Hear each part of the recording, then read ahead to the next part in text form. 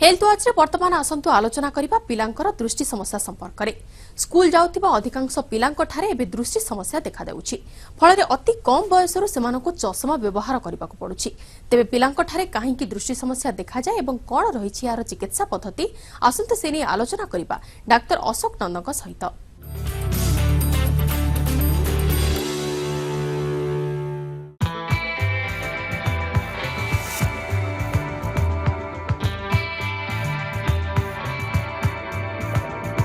आम शरीरर सबुठारु गुरुत्वपूर्ण अंग हेउछि आखि।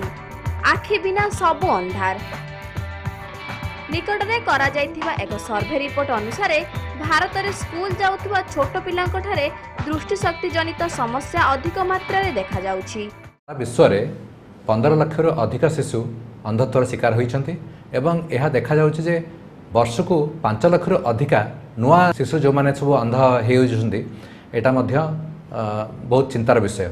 बहुत गुड़ा अंधत्वर कारण प्रिवेंटेबल ताकू ठीक करी हबो किंबा अंध हबारु रक्षा करी हबो। अंधत्वर कारण गुड़ाक आम बंद करि परिबा मुख्यतः खाद्य अभाव बा पोवर्टी जोटा कि मुख्यतः यार कारण थिला सेटा एबे टीका दबा द्वारा प्रत्येक 6 मासरे पिला माननकु दिया होची विटामिन ए रा खुराक सेटा द्वारा आस्ते आस्ते कमी जे। नियमित टीवी देखिबा कारण रे हेउ अबा वीडियो गेम खेलिबा कारणरु एहार सीधा सड़क कुप्रभाव पड़िथाए पिलांक आखि उपरे। सेथिपई 4 वर्ष परे बापा माँ माने वर्षकु थरे जने अभिज्ञ चक्षु रोग विशेषज्ञ पाखरे पिलार आखिर परीक्षा कराई नेबा उचित। कारण ठीक समय पिलांक दृष्टि समस्या को चिन्हट करी एहार चिकित्सा आरंभ कले अनेकांशरे लाभ मिलिथाए।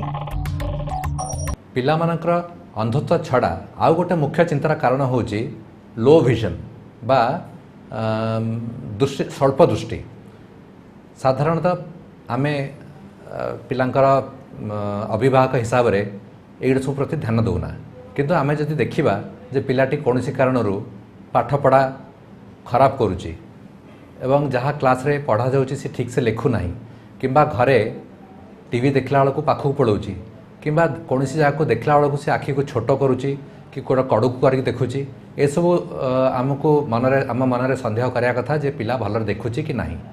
ता छड़ा कौन से पिलार आखि जदि जन्मरू टेरा न थाइकरी परे गोटे वर्ष कि 2 वर्ष पर टेरा होची ताहले मध्य तार आखि परीक्षा करिया दरकार।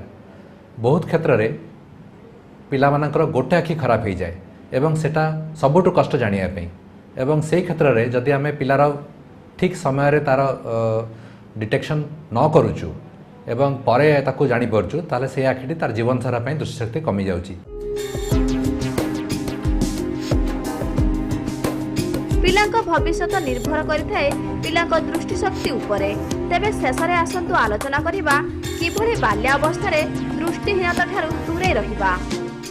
विभिन्न कारण मध्यरु किछिटा दृष्टिहीनतार कारण आमे प्रिवेंट करि परिबा आ किछिटा दृष्टिहीनतार कारण आमे ट्रीट करके बा ऑपरेशन द्वारा हो कि अन्य उपाय द्वारा हो भला करि परिबा।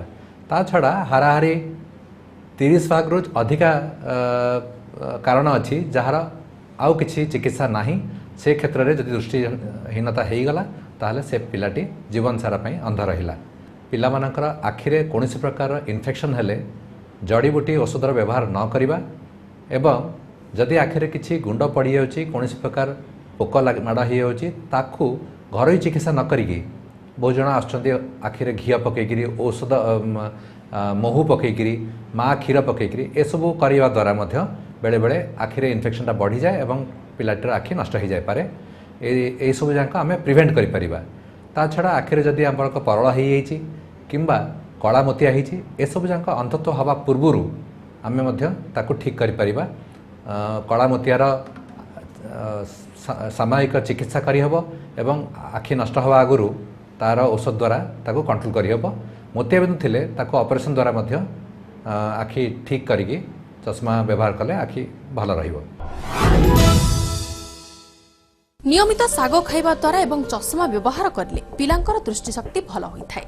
दर्शक बंधु आज तो समय हो जाइछि हेल्थ वाच को एट रखिबा आउ किछि नुआ रोगर कारण लक्षण एवं सफल चिकित्सा पद्धति संपर्क में आलोचना करिबा हेल्थ वाच रो आगामी अध्याय रे आसंता मंगलवार राति 9:30 रे रहउछि नमस्कार।